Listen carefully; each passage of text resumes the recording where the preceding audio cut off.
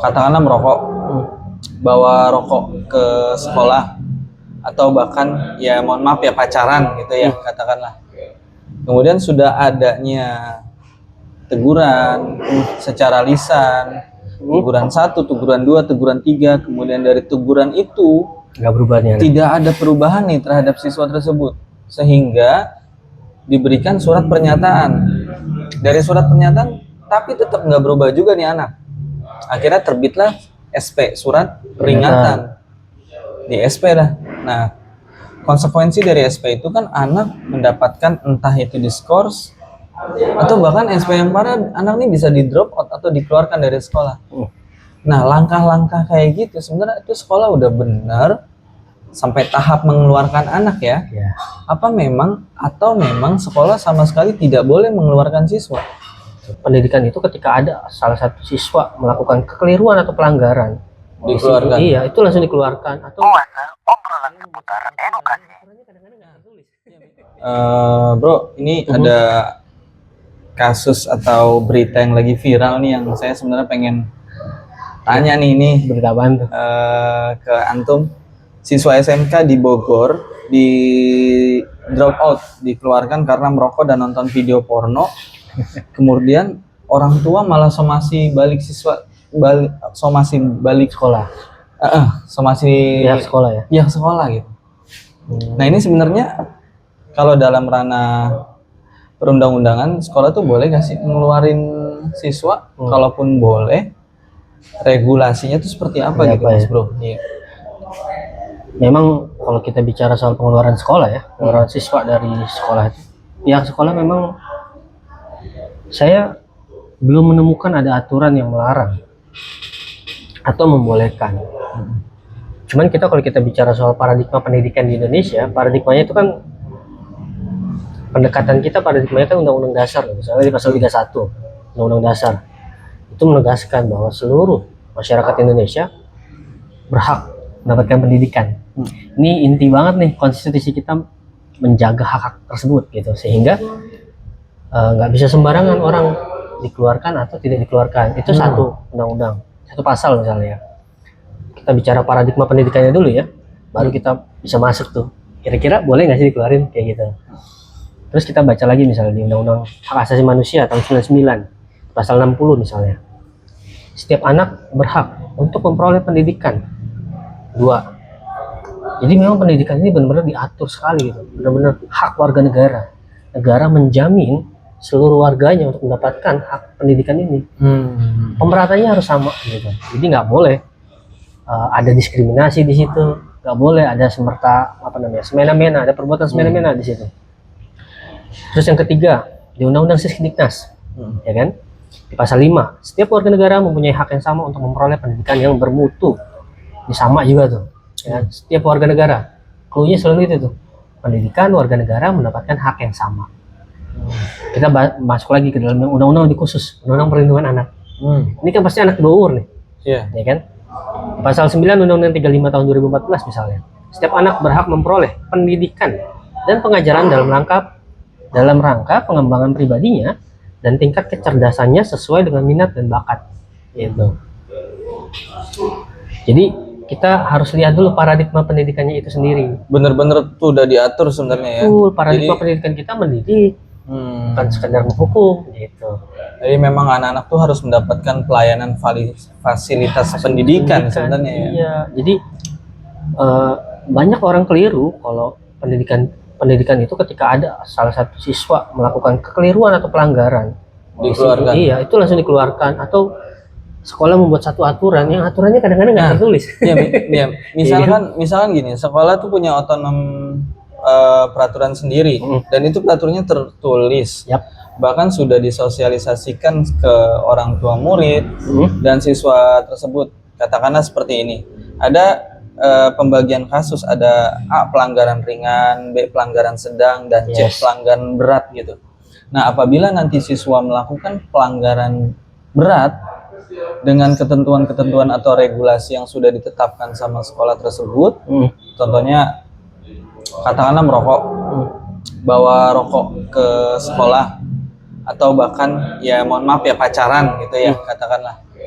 Kemudian sudah adanya teguran secara lisan, teguran 1, teguran 2, teguran 3, kemudian dari teguran itu nggak berubah nih anak. tidak ada perubahan nih terhadap siswa tersebut, sehingga diberikan surat pernyataan.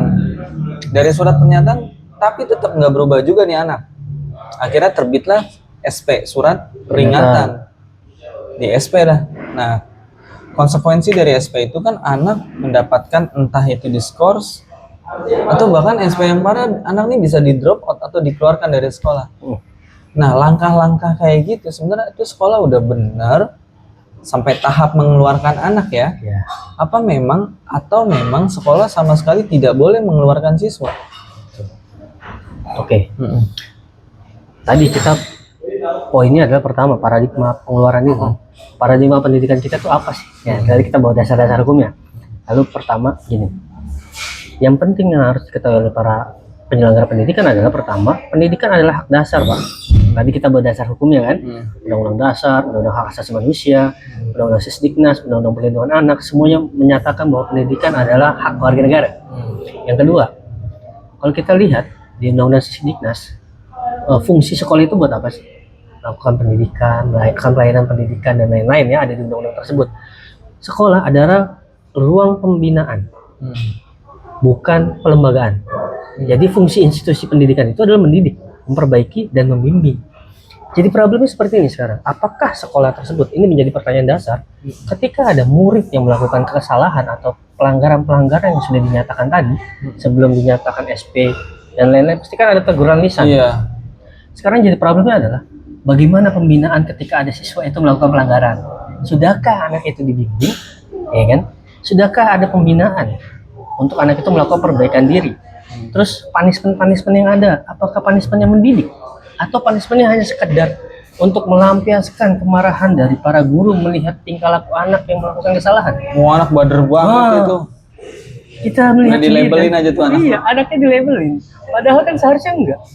Ini yang harus diperhatikan para penyelenggara pendidikan kan seharusnya. Karena fungsi dari pendidikan itu sendiri bukan untuk menghukum, ya kan? Tapi untuk memperbaiki, mendidik. Kita kembali misalnya ke Undang-Undang Dasar pasal 31 soal pendidikan. Tujuan pendidikan untuk apa? Menciptakan akhlak yang mulia. Coba bayangin, Masya Allah tuh indah banget Undang-Undang Dasar kita. Tapi apa? Prakteknya di lapangan, ketika ada satu anak yang melakukan kesalahan atau pelanggaran-pelanggaran yang dianggap berat tadi, bagaimana penanganan sekolah? Ya ada, Pak. Penanganannya apa? Tiba-tiba anaknya dilabelin sama guru-gurunya. Guru-gurunya langsung ngomongin, hati-hati sama anak itu, bader. Ya kan? Tapi kalau mohon maaf ya, saya potong ya. Boleh. Kalau misalkan tuh sekolah udah mentok banget ya pokoknya nih, udah nggak bisa dibina nih anak. Yes. Biasanya sekolah itu keluarin Pak Gali. Tadi pertanyaan yang tadi saya katakan tadi, saya pasti yakin siswa yang nakal ketika dilakukan penanganan secara baik dan benar, dia bisa berubah. Kebiasaan itu bisa dirubah. Sistem yang dibangun itu bisa merubah pola hidup yang buruk. Yang jadi problemnya tadi pertanyaannya kan, sudahkah para penyelenggara pendidikan itu melakukan pembinaan? Lalu bagaimana praktek pembinaannya? Sudahkah guru BK-nya berperan secara psikologis? Ya kan? Guru BK-nya kan jadi peran penting. Ya jangan-jangan nggak ada guru BK. Atau jangan-jangan ada nih satu sekolah misalnya guru BK-nya nggak paham ilmu psikologi. Iya. Ini kan jadi problem utama, Pak. Jadi paradigma penyelenggara pendidikannya yang harus dirubah. Mindsetnya harus dirubah nih. Bahwasanya pendidikan itu yang memperbaiki. Bukan malah apa namanya? Ada masalah, keluarin. Ini sumber masalah jadinya nih murid bikin virus untuk murid lain. Subhanallah. Rusak sekolah, Pak. Kayak gitu berarti. Sebandel apapun. Pelanggaran apapun selama bukan pidana, kriminalitas, ya? bukan pelanggaran pidana. Iya. Kriminalitas, pencabulan, pembunuhan. Ini beda cerita ya. Kita bicara konteks pelanggaran-pelanggaran yang secara umum ada di sekolah. Itu nggak boleh tuh sekolah mengeluarkan ya. Pak. Misalnya selama hal itu tadi mungkin bisa diulang kali Pak Gali. Selama hal apa aja saya kriminalitas. Dalam tindak pidana ya ada kriminalitas di situ, pembunuhan, perampokan dan lain-lain. Ini bisa anak STM misalnya gitu, pembegalan. Yang kedua pemerkosaan, pencabulan. Yang ketiga hal-hal yang bersangkut paut dengan hukum pidana seperti itu. Selama bukan hal itu, sekolah mah ya jangan mengeluarkan Bukan anak mengeluarkan, itu bukan solusi. ya. Kecuali anak itu melakukan tindak pidana tadi ya. Yes, Ya, betul. itu juga bukan sekolah yang mengeluarkan Bukan. karena memang konsekuensi hukum Konsekuensi yang hukum si anak itu harus Iya. menjalani proses hukuman hukum yang tersebut ada. ya. Jadi mau nggak mau tidak bisa bersekolah di Tidak lembaga bisa, benar. tersebut. Jadi harus ada proses hukum kan di situ, anak tersebut menjalani proses hukumnya. Kita serahin sama aparat penegak hukum misalnya. Itu yang benar, bukan tiba-tiba sekolah. Misal ya, saya ambil contoh misalnya tadi ada kasus rame nih soal siswa nonton porno sama merokok dikeluarin. Subhanallah. Terus Anda sekolah nggak ada pendidikan gimana? Ya kan? Bagaimana pendidikan di sekolah tersebut? Sistemnya gimana? Kok tuh bisa anak merokok? Pertanyaan mendasar kan jadinya. Misalkan ini anak udah berkali-kali Pak, bukan sekalinya aja dia melakukan pelanggaran itu. Pokoknya udah sering banget dah, udah bahkan sampai surat peringatan. Terus kejadiannya ini terjadi lagi. Nah, Tadi kira pertanyaan- dikeluarkan, tapi tetap nggak bisa ya, sekolah itu Nggak harus. bisa. Karena tadi paradigma pendidikan kita bukan seperti itu. Paradigma pendidikan kita jelas. Iya. Amanat Undang-Undang Dasar kan jelas tadi, ya kan? Kalau kita buka Undang-Undang Dasar pasal 31 untuk menciptakan generasi yang berakhlak mulia, itu mulia banget. Untuk menciptakan generasi akhlak mulia itu kan butuh proses. Nggak segampang membalikan laptop atau membuka laptop, gitu kan? Jadi paradigma para penyelenggara pendidikan yang harus dirubah. Yang jadi problemnya adalah kita sebagai penyelenggara pendidikan atau kita sebagai tenaga pendidik terkadang langsung menjudgment aja tuh, langsung ini anak langsung kita labelin bandel nih, ya kan? Wah ini suka merokok nih, wah ya gitu langsung dikeluarin. Nggak boleh sebenarnya. Itu satu sisi ya dari paradigma. Terus kalau kita bicara lagi soal apa namanya,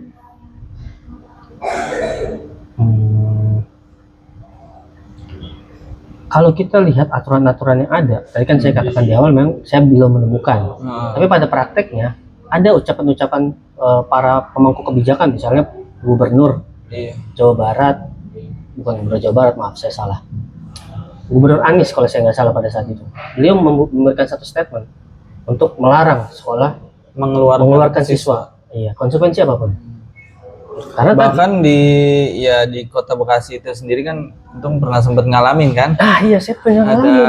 kasus sekolah ya Sekolah yang mengeluarkan mengeluarkan siswanya karena ada problem. ada kejadian atau problem. Yes. Akhirnya semua kepala sekolah tersebut di Kota Bekasi dikumpulin kan ya. Iya, Semustika Jaya kalau saya nggak salah. Iya, Semustika Jaya ya. Kumpulin sama orang pemerintahan. Langsung dikasih peringatan. Jangan pernah mengeluarkan siswa dari sekolah, apapun konsekuensinya. Kalau nggak percaya, telusuri aja. Iya. Ya kan? Karena tadi Fungsi lembaga adalah lembaga sekolah memperbaiki untuk menuju akhlak yang mulia. Selagi itu bukan ranah tindak pidana, jangan dikeluarkan. Jangan keluarkan. Karena tadi kan kita bahas tadi di awal. Kadang-kadang kita tuh pendekatan kita bukan edukatif, Pak. Nggak humanis ya. Nggak humanis. Kita langsung hukum. Misalnya kalau kita sekolah dulu ya. Anak kan juga butuh proses ya dalam mengkoordinasikan buat pikirannya, akhlaknya juga kan itu semua butuh proses ya. Pasti nggak bisa instan langsung anak jadi dewasa, kepribadian yang baik, dia butuh tutur proses. katanya baik kan nggak mungkin langsung. Lingkungannya seperti apa nanti di rumah. Yang jadi problem tadi, pertanyaan mendasarnya adalah kita sudah baik dan benar dalam penanganannya. Hukum sanksi-sanksinya seperti apa? Ada pendekatan edukatif nggak? Seringkali kita melakukan hukuman hanya sekedar hukuman tanpa ada edukatif di situ, tanpa ada edukasi, tanpa ada pendampingan. Ya, nggak ada pendampingan, nggak ada penjelasan. Anak itu udah dihukum salah. Yang jadi masalah nanti anak itu kan hanya terus, ya udah gue salah, besok dia lakuin lagi, karena dia nggak dijelasin. Ya kan, kayak gitu. Apa sih salahnya saya? Kenapa saya harus melakukan itu terus saya salah? Seperti itu misalnya kira-kira. Kalau ini Pak, kalau misalkan langkah orang tua tuh somasi sekolah itu langkah yang benar atau memang langkah yang malah jadi? Saya rasa itu hanya jadi konflik baru ya. Sebenarnya bicara boleh ya. Bumerang buat tuh anak sendiri sebenarnya, orang tuanya mungkin. Tapi kan itu hak dia ya. Kalau kita bicara boleh apa nggak boleh ya boleh-boleh aja. Boleh-boleh aja. Tapi implikasinya atau efeknya dari akan kita lihat dong orang tersebut gitu. Psikologi anaknya tuh gimana, psikis anaknya tuh seperti apa. Kan anaknya ramai nih, jadi ketahuan anaknya melakukan kesalahan pelanggaran, nonton porno, merokok. ketika misalnya diterima lagi di sekolah tersebut, emang anaknya siap dengan Harusnya kan diselesaikan secara baik-baik. harusnya bisa Orang tua nggak baik-baik. perlulah sampai Walaupun mungkin ya kalau saya lihat ya sampai orang tua yang melakukan somasi seperti itu ada kemungkinan besar memang agak alot tuh mediasinya, nggak ada mediator, jadi mediasinya hanya dari penyelenggara pendidikan dan pihak peserta didik, orang tua peserta didik, sehingga penyelenggara pendidikan bisa seakan-akan ya saya duga ya, ini dugaan saya, seakan-akan sewenang-wenang aja Tetap pengen ngeluarin. nah gitu, padahal aturannya secara umum tadi nggak boleh sebenarnya. Akhirnya dari orang tua pun Akhirnya orang tua yaudah, mau nanti nggak mau mungkin somasi. dia panggil kuasa hukum, pengacara dia sewa ya kan, ada kuasa hukumnya ya dia kasih somasi peringatan. Karena gini Pak, ketika misalnya itu kan sekolah swasta ya, kalau sekolah negeri ketika ada siswa yang dikeluarin, dia bisa ngajukan gugatan ke Ketun untuk membatalkan surat dikeluarkan dia, surat keluarnya itu ke Pengadilan Tata Usaha Negara, karena kepala sekolah itu kan adalah pejabat negara kan, PNS kan dia. Iya. Nah, keputusan itu bisa digugat di Ketun untuk dibatalkan. Kira-kira kayak gitu Pak Hendra. Sip. Jadi Menarik. Sip. apa namanya, paradigmanya yang harus dirubah. Iya, betul. Jadi paradigma para penyelenggara pendidikan itu pendidikan adalah memperbaiki akhlak siswa. Betul. Itu amanat undang-undang dasar Biar loh. menjadi siswa yang beradab. Iya. Jangan serta-merta udah nggak kepegang di sekolah, potong kompas, Langsung akhirnya keluarin. jalan yang tercepat adalah dikeluarkan. Itu luar biasa itu. Nah ini kan mungkin sedikit beberapa waktu lagi untuk ke depan. Boleh? Ini kan pelanggaran ya, Iya. kaitannya dengan perilaku norma.